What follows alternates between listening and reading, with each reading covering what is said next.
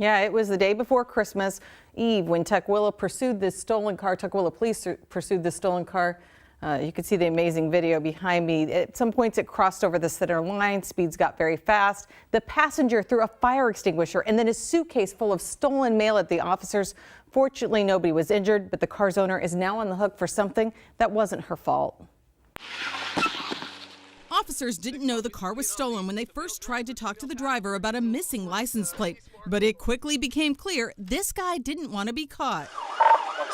It went on for miles. Speeds hit 80 and 90 miles an hour.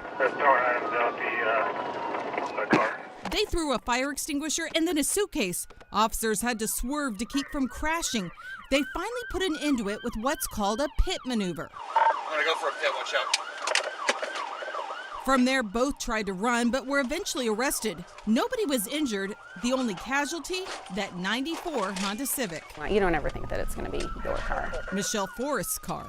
My mom calls it the gutless wonder. She still has her sense of humor, but this experience has been anything but funny. I feel that if I let the anger get to me so much that it's not worth it to me. I'm one of those that you've got to kind of try to let things go. I've got to laugh it off or else I'll just go home and cry every night. She was forced to pay hundreds for tow and impound fees. And to make matters worse, the suspect drove so fast, he blew the engine. Just because the engine seized and they did so much damage to it, you can't even really part it out at this point. So we're just gonna junk it and take the loss, and that's about it.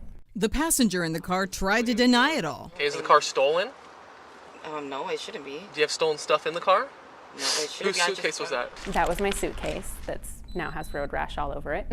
Both suspects were booked into King County Jail and charged. Honestly, I feel bad for them. I mean, I don't harbor any ill will or hate towards anybody.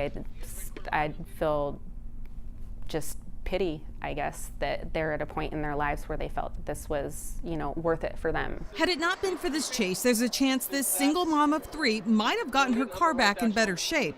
But Michelle doesn't see it that way. I'm more grateful that they were caught, because if they did do it again, which they would have, they could have hurt people. Something worse could have happened.